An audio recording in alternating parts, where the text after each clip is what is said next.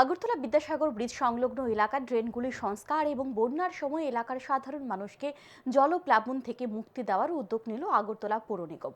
শনিবার পৌর নিগমের কর্পোরেটর সুখময় সাহা শনিবার নিগমের ইঞ্জিনিয়ার সহ আধিকারিকদের নিয়ে বিদ্যাসাগর ব্রিজ সংলগ্ন ড্রেনগুলি সরজমিনে ঘুরে দেখেন। তিনি জানান, জলের সমস্যা নিরসনের জন্য এলাকার বাসিন্দারা সাংসদ রাজীব ভট্টাচার্যের দ্বারস্থ হয়েছে। সাংসদ ওনাকে বিষয়টি খতিয়ে দেখার নির্দেশ দিয়েছেন। সেই মোতাবেক এলাকার মানুষের জলের সমস্যা থেকে মুক্তি দেওয়ার জন্য একটি পাম্প হাউস নির্মাণ করা যায় কিনা তা খতিয়ে দেখা হচ্ছে। এদিন এলাকা পরিদর্শনে গিয়ে দেখতে পান এলাকায় একটি বড় ড্রেন রয়েছে। সেই ড্রেনটির মুখে এক পরিবার পাকা ওয়াল তুলে ফেলেছে, তাই ডিমার্গেশন করে ড্রেনের জায়গা পুনরুদ্ধারের পরিকল্পনা নেওয়া হচ্ছে।